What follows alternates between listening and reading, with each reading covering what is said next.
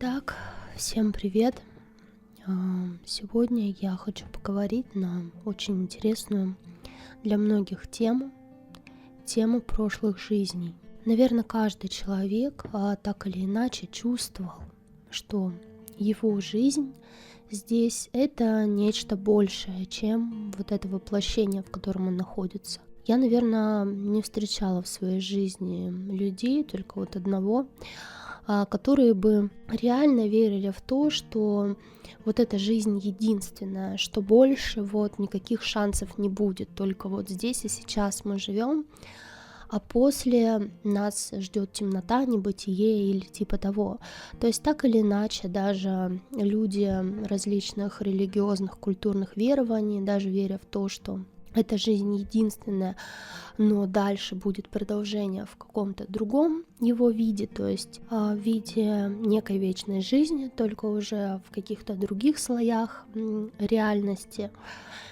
Так или иначе, все свиряются к одному, что вот эта жизнь не является конечной точкой нашего существования.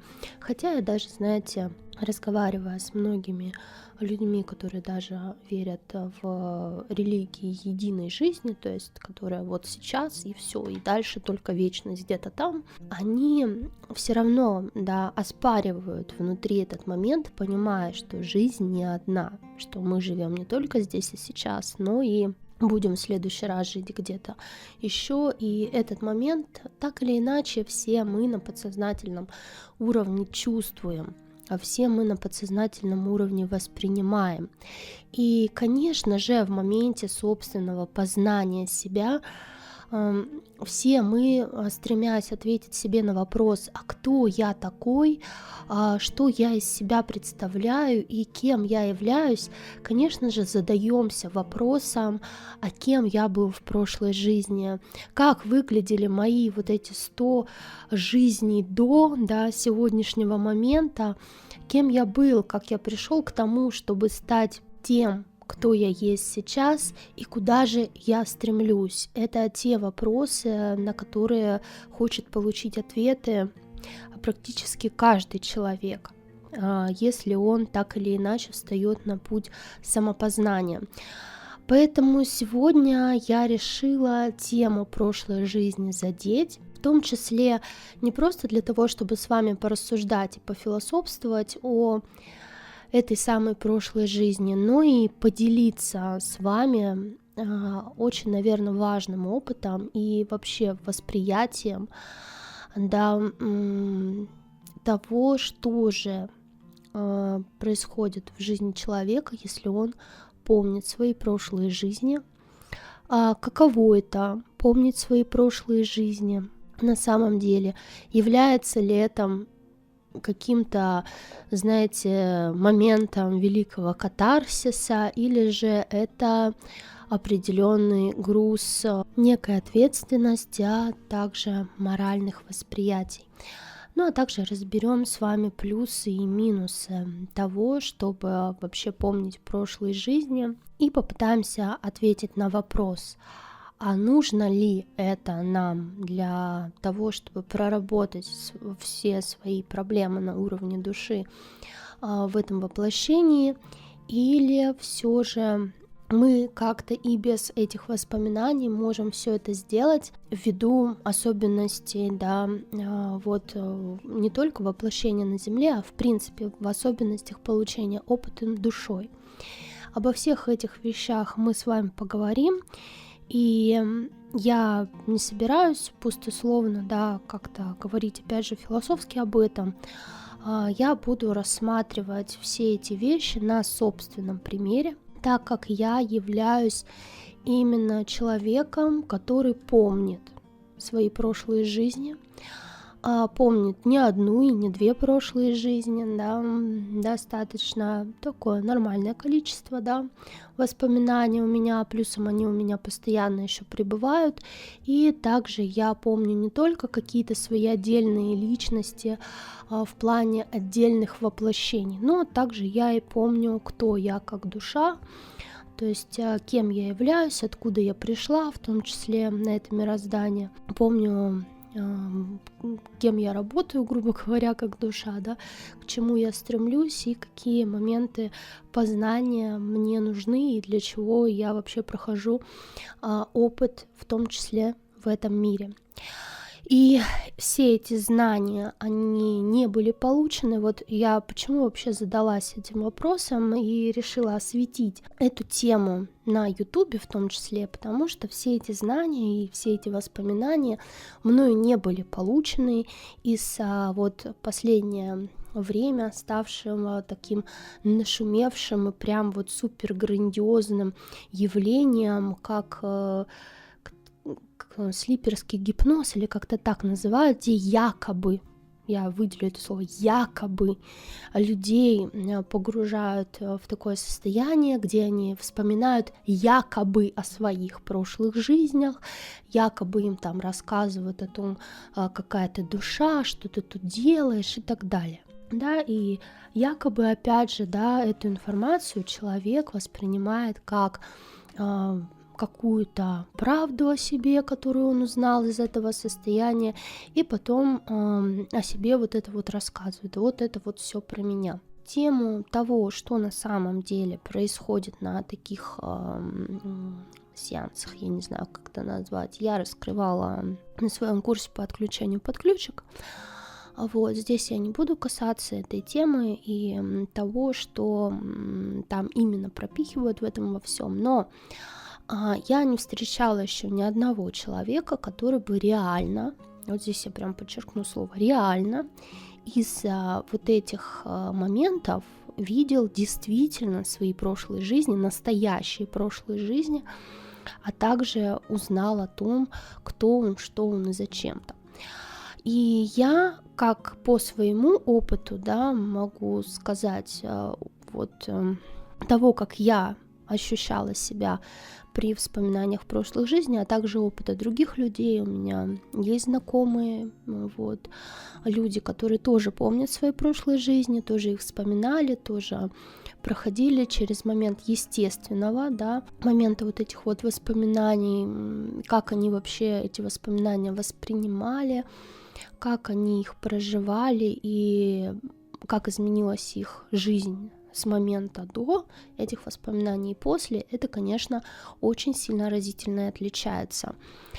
Но давайте от болтовни перейдем к делу, и я попробую вам на своем примере описать, чем же отличается момент именно вот такого слиперского якобы воспоминания о чем-то и настоящих воспоминаниях прошлой жизни. Я попытаюсь описать свои ощущения, свои восприятия от воспоминаний и от понимания, да, проявления того, что было и зачем, и постараюсь рассказать об этом. Изначально ролик, наверное, был предназначен о том, чтобы я там говорила о том, что вот должно быть вот так-то, так-то, еще что-то, но я решила, что это будет как-то неко безлико, знаете, как срисовано с учебника, поэтому я решила изложить свою историю подробно, так же, как я это рассказывала в роликах о том, как я общалась с мертвыми, да, вот, в том числе на похоронах недавно, вот еще с одним человеком мне также удалось все вот это вот поговорить, да, перед воплощением в том числе. Ну ладно, не об этом сейчас речь. Так вот, насчет воспоминаний моих о прошлой жизни. Наверное, первые флешбеки, назовем их так, у меня были где-то в 5 лет. Это были осознанные флешбеки. До этого, как рассказывала мне мама, я года в 2, то есть как только начала говорить, там болтать что-то, я начала рассказывать о том, что я там танцевала на балу, а вот перед королевой, что-то такое. Она на это все смеялась, конечно, и говорила, ну да, ага. Вот, это из того, что рассказывала мама. Подтвердить я эти слова никак не могу, потому что я этого не помню. Но вполне возможно, что в 2,5 года, где-то в 2 года я что-то подобное могла рассказывать. Но моя бабушка, ну, она такая женщина советской закалки, она, в принципе, так как в СССР у нас ничего потустороннего не было, это, знаете, как и того самого дела не было примерно, вот, она в это все стоически не то что не верила, но немножко закрывала глаза и как бы отмахивалась, да, старалась вот на это все не обращать внимания определенное. И она мне только говорила о том, что, ну, в детстве я могла лечить. Про то, что я говорила воспоминания, она могла, в принципе, и пропустить мимо ушей или сказать: а, что ты там придумываешь, сочиняешь. Но то, что я в детстве лечила и могла там прикосновениями, да, снимать головную боль, там еще что-то делать, также я деду спину там постоянно лечила руками и так далее, это она очень отчетливо помнит и об этом мне тоже рассказывала. Вот. Флэшбэки первые, как я уже сказала, осознанные флэшбэки начались, наверное, лет в 5. Первое, через что я начала свои первые соприкосновения с воспоминаниями, это были сны. Как раз около 5 лет мне начал сниться постоянно сон, где я захожу в какой-то старинный замок. Он выглядел, знаете, очень похоже на замки европейские, такие из черного камня, знаете, которые вот нам показывают там в фильмах про рыцарские турниры какие-то, да, про какое-то такое средневековье, очень древнее. И я захожу в такой замок, я не знаю, замок, это не замок, поместье там, или что это, крепость, там, неважно, да. Само вот именно восприятие, что это какие-то вот такие вот стены серые, он двухэтажный, я захожу как в какой-то большой холл, такое на полу выложенная то ли мрамором, то ли чем, плитка такая большая, огромная, и уходят лестницы, вот знаете, как в некоторых особняках старинных, вот лестницы, такие 2 лестницы, которые ведут на 2-й этаж, да, и там как балкон или парапет такой. И вот я захожу туда, и я понимаю, что мне нужно добраться до вот этих лестниц, что на 2-м этаже кто-то меня ждет, что там есть какой-то человек, до которого мне нужно дойти и добраться. И в этот момент, когда я начинаю где-то на середину заходить этого большого зала, пол начинает проваливаться под моими ногами, то есть вот эти мраморные плитки начинают падать, а внутри просто огненная бездна какая-то, и я туда проваливаюсь.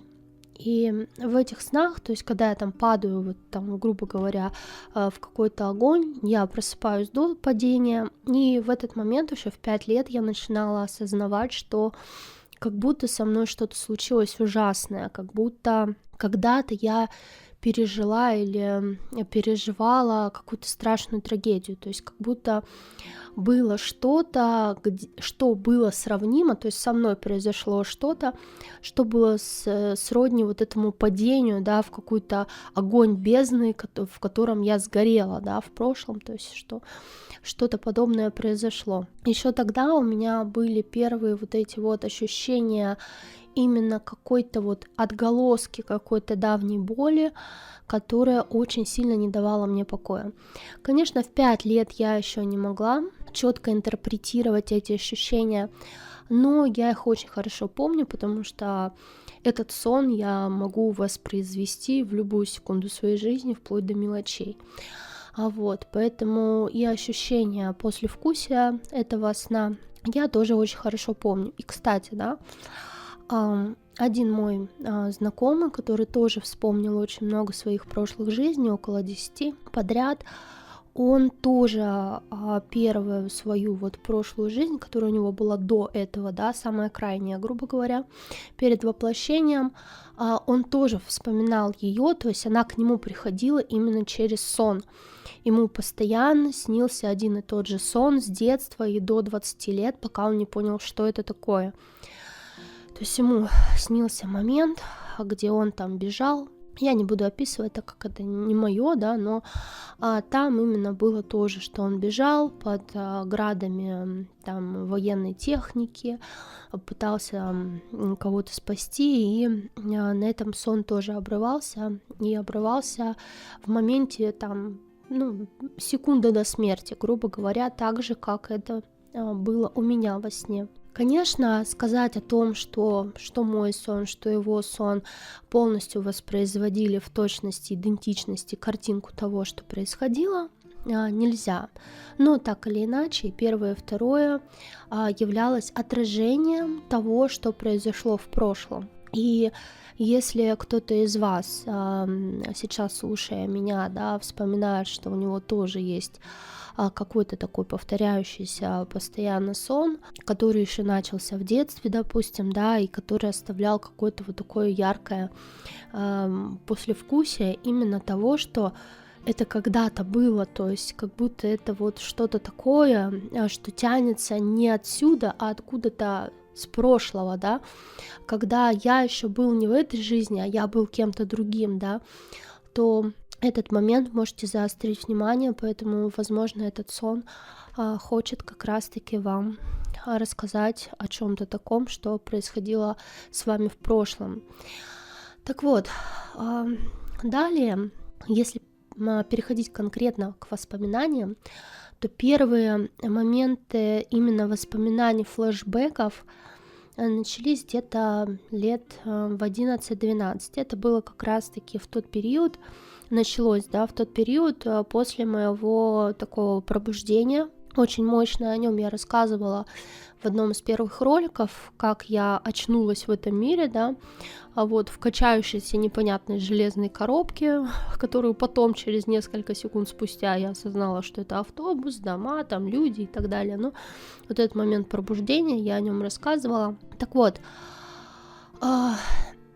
что касается именно воспоминаний о прошлых жизнях, здесь вот было оно, то есть эти воспоминания, первые флешбеки воспоминаний, они именно начались после вот такого пробуждения очень мощного, то есть это вот первый коннект такой прям прямой с душой был, да, где я очнулась, грубо говоря, и я начала вот испытывать какие-то иррациональные чувства. То есть меня захватывало чувство какой-то потери. Было чувство того, что как будто со мной что-то такое случилось когда-то, очень-очень давно. В принципе, что там очень-очень давно может быть у ребенка 11 лет, да? Но как будто я кого-то очень важного для себя потеряла и так далее. И эти рациональные мысли и эти рациональные чувства, они немного сводили с ума где-то, потому что у тебя было ощущение того, что что-то иррациональное, что-то непонятное, что-то, чего быть не должно, вторгается в твой вот этот мир, и ты не понимаешь, что происходит. Далее начались флешбеки, где я ловила иррациональную боль. Например, я вообще не могла смотреть фильмы, в которых фигурировали какие-то моменты, где над людьми как-то физически издеваются, например, там иголки под кожу или что-то такое. Знаете, есть даже всякие не детективы, а как они, боевики, да, называются, где там, допустим, человека допрашивают и при этом калечат его тело для того, чтобы выведать информацию. И я не могла смотреть на такие моменты. Мне казалось вот в этот момент, что там это происходит со мной. То есть там, допустим, когда вот что-то там делали такое, и я как будто на себе могла ощутить то, что происходит сейчас с этим человеком. Это было достаточно очень странно. Я тогда помню, какой-то такой фильм был, где что-то подобное происходило, и я вот почувствовав вот это, я прям очень сильно испугалась, и я долго очень не могла отойти. То есть от этого, как будто я вообще не могла даже как-то пережить вот эти моменты. Потом были странности касаемо тоже переживания того, что когда, допустим, моя душа вмешивалась в моменты, когда была некая угроза даже не жизни, а причинения мне какого-то физического насилия, например, драки, да, когда кто-то поднимал на меня руку, пытался меня ударить или что-то, это была реакция такая просто нереальная. На самом деле, я не буду описывать, но я давала прям жесткий отпор, и в этот момент у меня вот в груди и внутри было такое ощущение, что никто больше меня не тронет, никто никогда меня больше и пальцем не тронет, я никому не позволю вот в этой жизни причинить мне какую-то боль. Вот такую физическую, да, боль. Никто больше не посмеет ничего со мной сделать.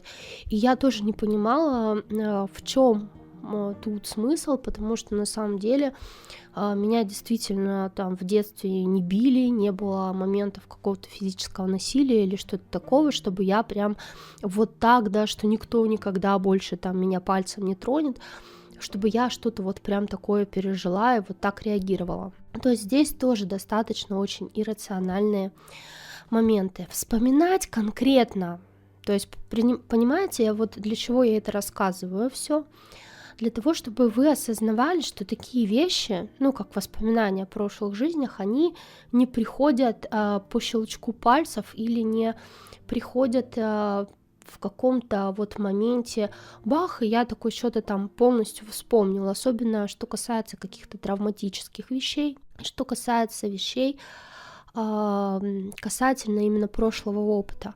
То есть психика человека в этой жизни очень тщательно к этому подготавливается, к воспоминаниям подобного рода. Например, также я постоянно смотрела там на фортепиано, и мне казалось, что я как будто вот знаю, как нужно нажимать на эти клавиши, но только не помню. То есть у меня было какое-то ощущение, что вот этот перебор, когда ты перебираешь эти клавиши, это очень знакомо. То есть как будто ты это уже делал когда-то, да, и как будто вот ты вот можешь взять и как начать играть, но ты не можешь. И какое-то такое, опять же, иррациональное чувство, которое возникает внутри. И, кстати, да, тоже, кто задумывается о вопросах о прошлом, вы можете также начать подмечать какие-то вещи или задать себе вопросы, а где есть что-то, какие-то моменты в моей жизни, которые мне, ну, что-то напоминали, которые вот реально я как будто вот знаю, как рисовать, да, вот я как будто взял бы сейчас карандаш, я не знаю, там, и как бы нарисовал, но я почему-то вот этого сделать сейчас не могу, или что мне там всегда нравился там балет, я не знаю, я хотела танцевать, но вот как-то не срослось, но я вот как будто это для меня настолько все знакомо и настолько все вот как мое какое-то вот такое родное, иррациональное, да, чувство вот это вот принадлежности к этому, хотя я никогда там не был, никогда вот не существовал в этом во всем, но почему-то, когда я смотрю на это кажется родным. Также это может относиться к каким-то местам, где мы, допустим, смотрим на какую-то местность, где мы ни разу не были. У меня это, например, Аравийская пустыня, та же самая. Я смотрю на нее, и меня туда бесконечно тянет, и я хочу туда съездить, я хочу вот побыть там, потому что когда я смотрю на те же самые картинки или видео, где вот снимается местность, вот это, я прям погружаюсь в какой-то такой, знаете, внутренний транс, как будто вот я там, моя душа там тянется к этим местам, да, что оно там что-то связано как-то со мной и так далее. То есть вот эти чувства, если у вас что-то подобное возникает, обратите на это внимание свое, потому что это как раз-таки вам может рассказать о вас самих, да, гораздо больше, чем обратиться вот такой вот бабке-гадалке, которая вам на кофейной гуще нагадает, кто вы, откуда пришли там и так далее. Потому что вы сами лучше знаете, вы всегда такие моменты чувствуете, просто где-то не обращаете на них внимания. И, кстати, после того, как я рассказала о вот этом важном факторе людям, некоторым, что вот пообращайте внимание именно на свои какие-то вот такие вот непонятные рациональные предпочтения, да, что вам всегда там вот это было интересно, еще что-то, да, какие-то вещи, которые вас тянули, какие-то старые, допустим, старинные, я не знаю, там какие-то вещи, на которые вы смотрели, вы такие: о, ничего себе, как будто вот что-то с вами связано, как будто вот у вас душа к этому тянется, или как-то вам хочется вот это приобрести, да, как будто оно как-то с вами связано. Вот это чувство обратите на подобные явления внимание и начать, когда вы начнете копаться в причинно-следственных этих явлений, у вас могут начаться флешбеки. Вот. А не обязательно, что они будут плохие, то есть могут быть какие-то положительные флешбеки. Например, вы можете вспомнить, как вы играли, там сидели на том же самом фортепиано или, я не знаю, вязали какие-нибудь там занавески, шили. Вот. И это тоже будет одним из таких флешбеков. Вроде как я вязала там какую-то, я не знаю, ну давайте салфетку там, да, крючком, сидела, но в этот момент это очень много вам даст. Почему? И сейчас я расскажу о втором таком, ну не втором даже, да, но об еще одном очень важном факторе, когда мы на самом деле вспоминаем прошлые жизни, и этот фактор был, что у меня, а также он был у всех людей, которые реально вспоминали свои прошлые жизни, рассказывали о них и ощущали себя вот в этих воспоминаниях. Так вот, этот фактор выглядит вот так. Почему я сказала, что это не просто так, что ты бах там и что-то вспомнил, да? Это требуется очень большая подготовка для психики, для того, чтобы это вспомнить. Это не похоже на то, что я такой сел с попкорном возле телевизора и посмотрел какой-то сериал или фильм, такой, о, круто там, да, почитал какую-то статью, какую-то информацию получил и такой пошлепал дальше. Нет. Когда мы вспоминаем прошлую жизнь, даже в моменте, где идет флешбэк, просто я сижу там и вяжу крючком салфетку, в этот момент мы становимся тем человеком. Это воспоминание приходит точно таким же воспоминанием, как мы вспоминаем сами себя здесь и сейчас, свое прошлое, да, когда мы там учились в школе, когда мы были детьми, когда там соседский мальчик, я не знаю, подарил нам какую-то конфету или кинул в нас камень, и мы там на него обиделись и так далее. Мы вспоминаем личность. И более того, мы вспоминаем себя этой личностью. Это достаточно очень тяжело для восприятия. На самом деле очень тяжело, даже с учетом того, что если ваша психика была подготовлена.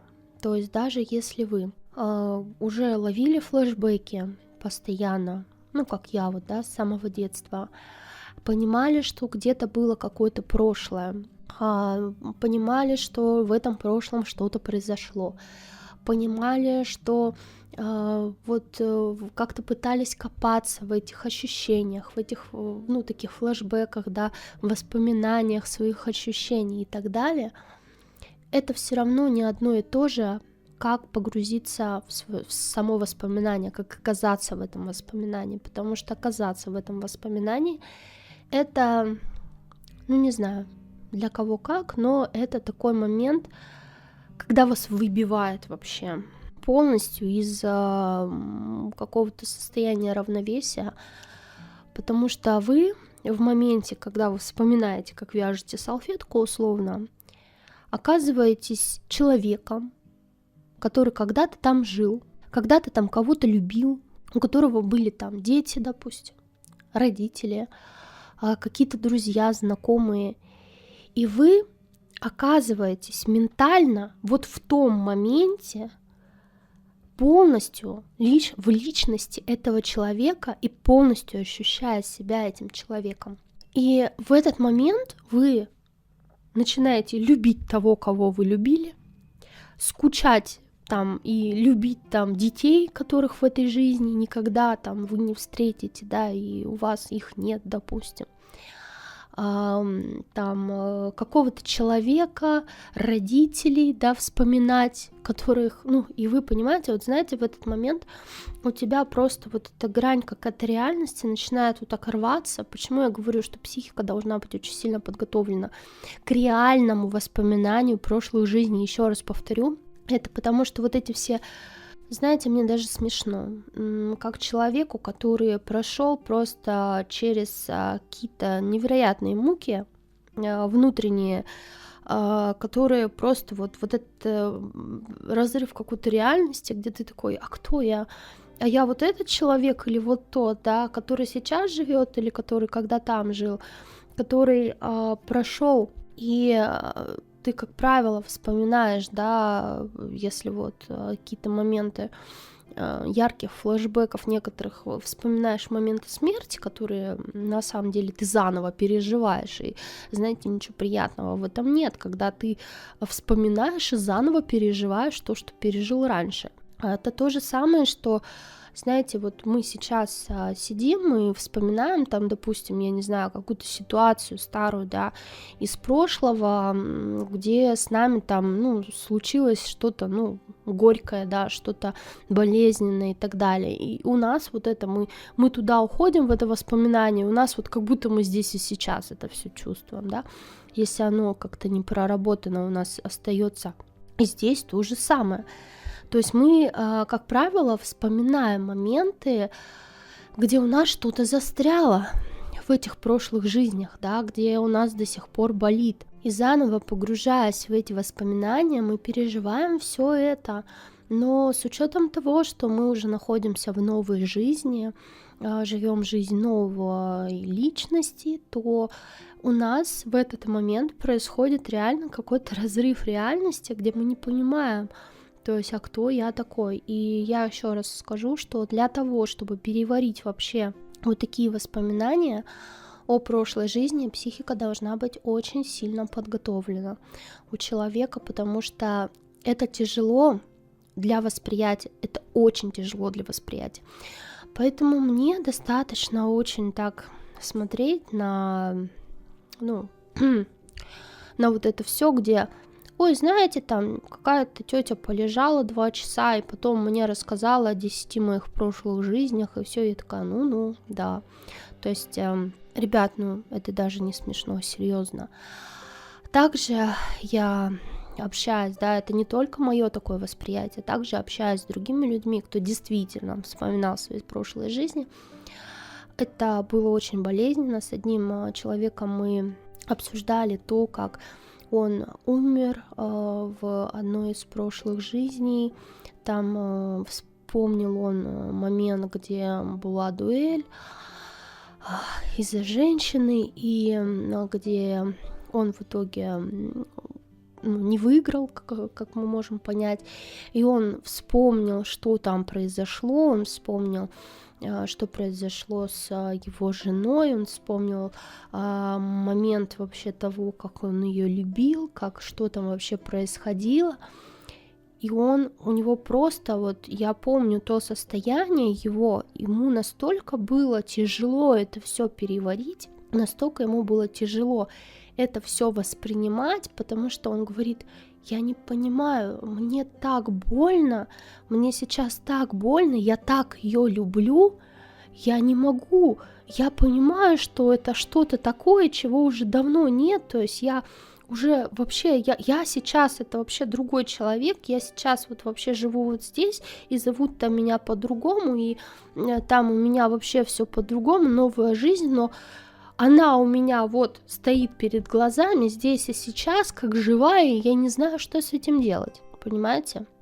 Поэтому, ну вот такое оно настоящее воспоминание о прошлых жизнях. И более того, понимая вот эти вещи и сталкиваясь с ними, да, в настоящем, мне достаточно очень странно смотреть на вот эти все моменты, где там говорят, ты в прошлом был Посейдоном, а ты там была Калипсой, а ты там была, я не знаю, царицей Савской и так далее. Ну, алло, ребята, серьезно. Также я могу сказать, что в настоящих воспоминаниях есть такое, что можно погрузиться в состояние. Вот, например, я сегодня только опять вспоминала этот момент, как в воспоминаниях о своей одной из прошлых жизней. Я почувствовала себя, как обычно, да, в том воспоминании теле себя, только вот в другом, да, в другой своей личности, в другом своем ощущении, мироощущении и так далее. И я просто на какое-то время, на какие-то мгновения в такое ощущение себя просто вошла, которое я вряд ли вообще могу воспроизвести. Вот сейчас, да, даже сидя в кресле, грубо говоря, и я не смогу воспроизвести это ощущение. То есть, но тогда, в той жизни я так себя чувствовала. Но здесь просто мое тело, моя психика это состояние не может повторить, да, воспроизвести, потому что на данный момент мое тело, оно не чувствует себя так, оно не способно себя так почувствовать, да, но именно когда я погрузилась в воспоминания о себе, да, которое как раз-таки пришло с души, да, и распаковалось через мозг, я себя в этом состоянии смогла почувствовать, вот, единожды, грубо говоря, и такое, оно очень много дает. То есть, когда ты не просто слышишь о том, кто ты там был или что-то, а ты это можешь именно прочувствовать, потрогать и пощупать, грубо говоря. Этим настоящие воспоминания о прошлом и отличаются от какой-то мишуры, которую нам пытаются навешать на уши. И, конечно же, в воспоминании прошлых жизней есть как свои плюсы, так и минусы. Я сейчас хочу очень коротко о них поговорить. Это из плюсов. Да, у тебя действительно вот после вот этих вот всех флешбеков, воспоминаний, там еще что-то, укрепляется, во-первых, вера в то, что эта жизнь, это не что-то вот единичное, да. Второе, что я это нечто большее, чем вот то, что я вижу сейчас здесь, в этой жизни, да. Я это что-то более весомое, я это что-то более большое, грубо говоря, мощное и так далее.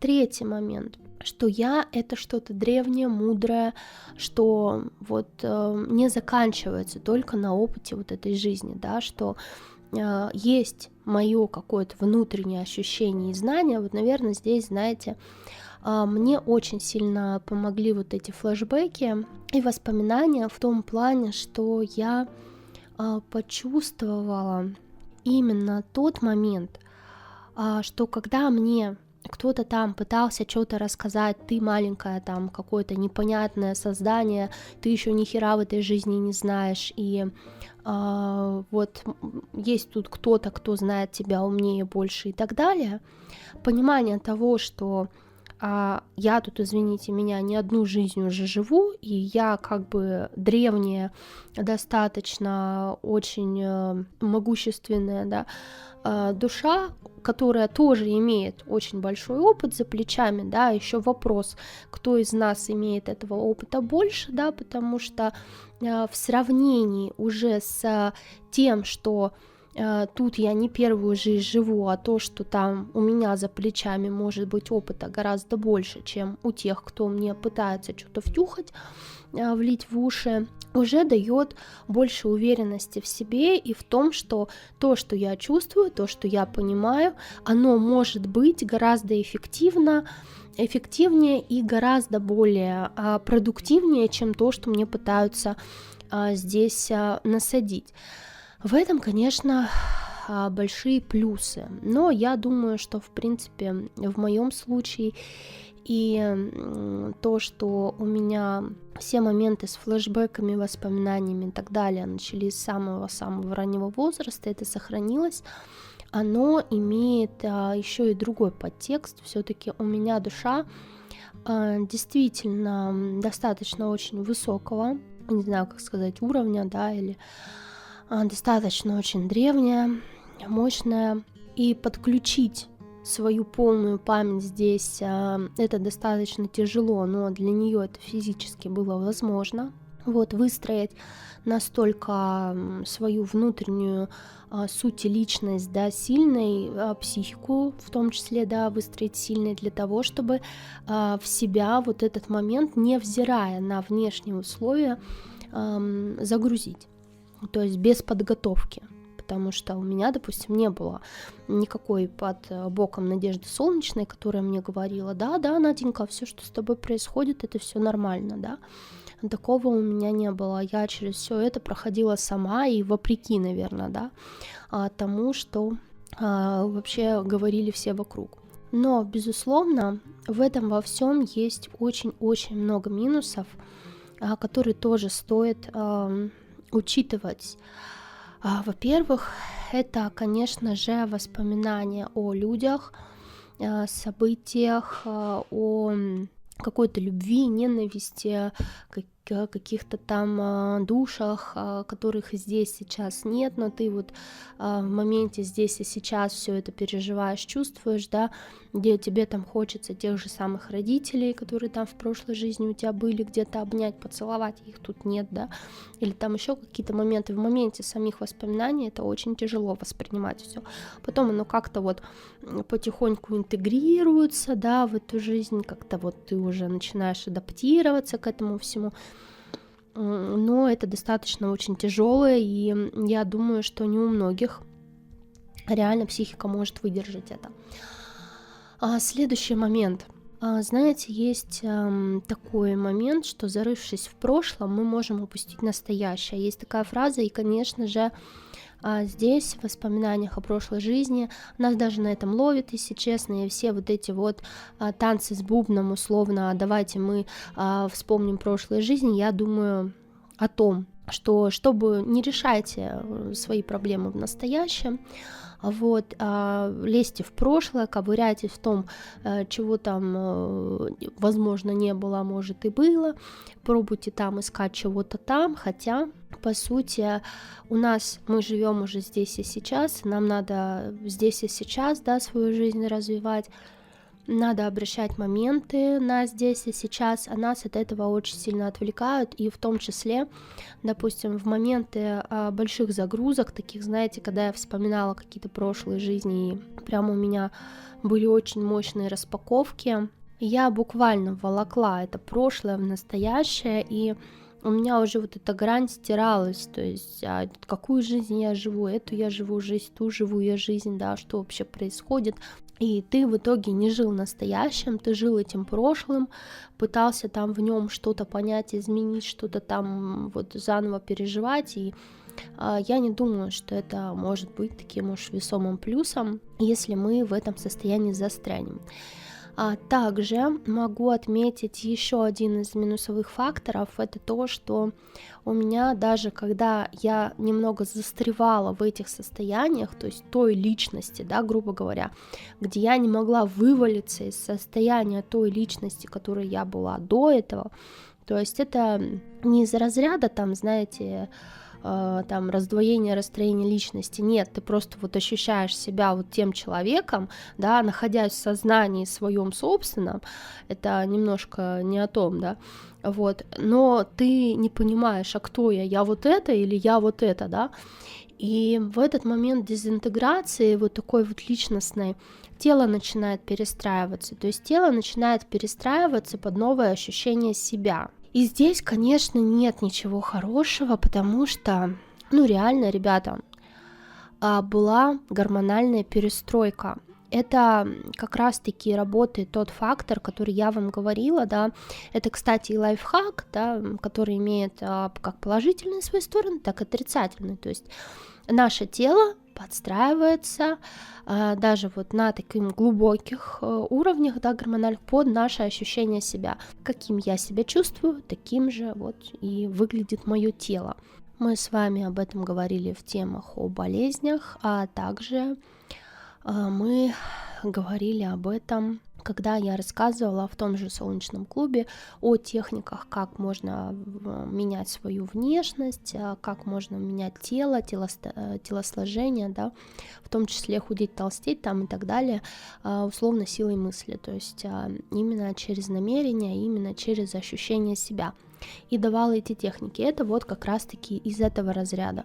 И здесь, конечно же, нужно понимать, что вот эта наша особенность, она здесь тоже будет срабатывать.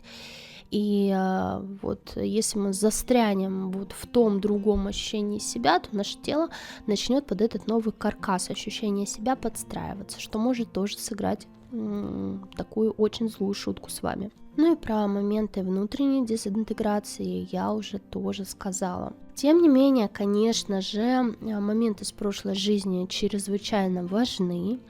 В том числе важно понимать, да, как с этим работать, то есть как, если вы все-таки хотите вспомнить и чувствуете, что мне это нужно вспомнить, да, как это можно сделать, если вы готовы, допустим, к воспоминаниям. Также, если вы уже частично ловите флешбеки и вам нужно понять, как с этим жить, что делать, да, и прочее, и также рассказать, а для чего в итоге, если я даже это вспоминаю, для чего оно мне, и также ответить на вопрос, а почему кто-то вспоминает прошлые жизни, а кто-то как бы не бился и как бы не хотел этого сделать не может.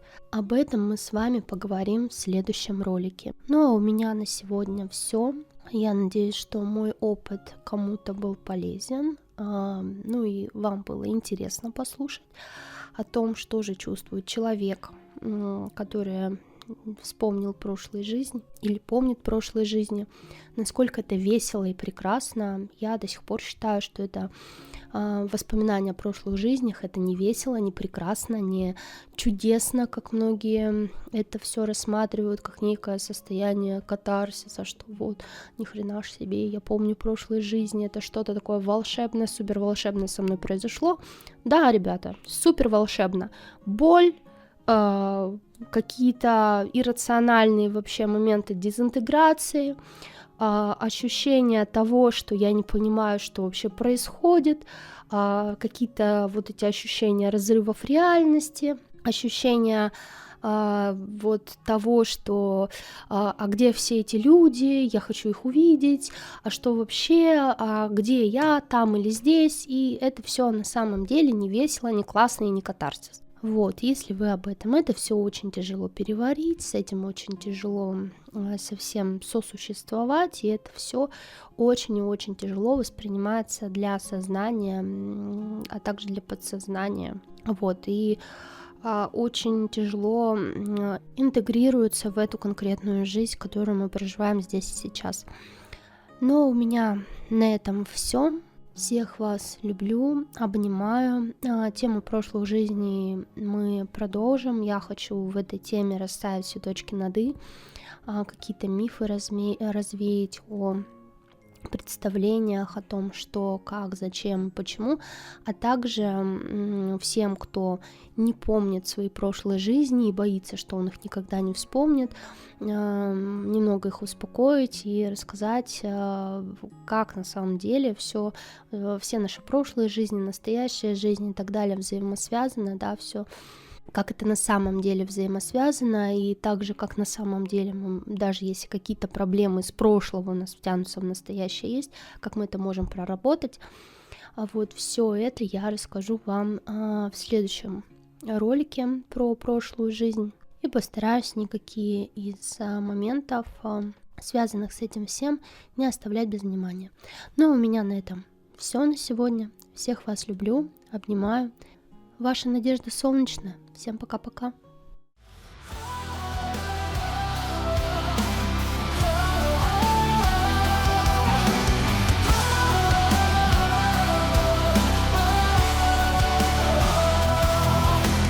Сквозь туман веков я вижу след тех, кем был когда-то много лет. В зеркалах времен мелькает свет каждой жизни неизменный след. Память прошлых дней хранит секрет, тысячи историй, тысячи побед. Снова возвращаюсь, чтобы все понять, чтобы эту тайну наконец принять.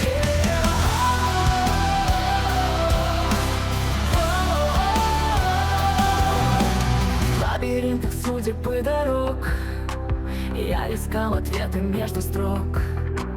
Каждый новый шаг, как новый вдох, открывая жизни новый срок. Память прошлых дней хранит секрет. Тысячи историй, тысячи побед.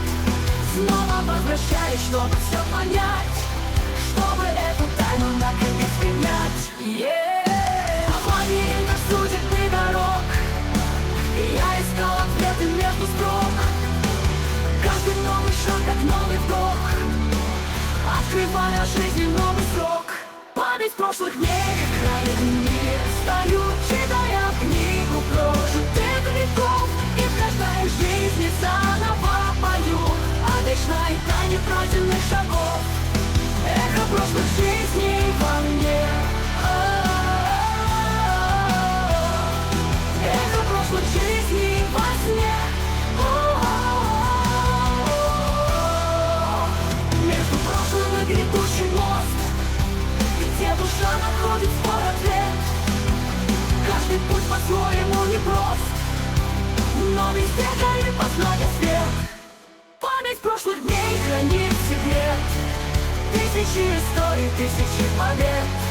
Снова возвращаюсь, чтобы все понять, чтобы эту тайну наконец принять.